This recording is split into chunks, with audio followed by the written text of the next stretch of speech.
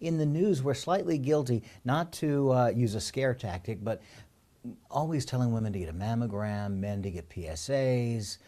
When is the time for that, and are we overdoing it? There's a lot of fear-mongering in medicine, and there are a lot of controversies, and amongst the most strenuous controversies, those that involve politics as well as medicine, is screening for prostate cancer, screening for breast cancer, and then there's screening for cardiovascular disease.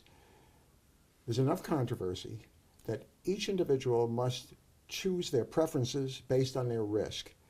If you have a 5% risk in 10 years of developing a disease, that's a lot different than having a 20% risk. How do we know that? How do we know what our risk is? There are risk assessment tools, and that's one of the things we do here.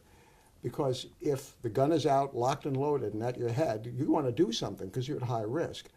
But if that pistol's in the holster and the gunslinger is walking away and waving, you don't want to hit the dirt. It looks kind of silly. So we have risk assessment tools, risk calculators, that allow you to determine what your risk is. It's called a pre-test probability. If you're at high risk for something, you'll probably want to do a little bit more to make sure. If you're at very little risk, you don't want to go looking for trouble necessarily. Dr. Cusin, you're an accomplished physician. Why is it that you are offering this service free of charge? It's nice to get people in the office, to get them acclimated to what we do here. It's nice for people to learn that there is preference, and it should be based on risk and individual goals.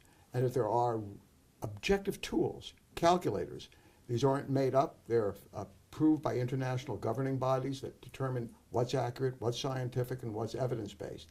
And it only takes a few minutes to plug in certain numbers that everyone has at their disposal and then be able to come up with a number. My risk is X% over 5 years to develop this disease.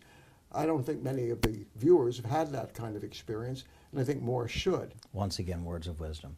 Dr. Cusin, thank you very much for joining us. You can blog with Dr. Cusin and read his latest blogs and entries on cnyhomepage.com. You can also ask him a question, and he may answer it online or on the air. Dr. Cusin, thank you for joining us. Thanks again, Joe. Good seeing you.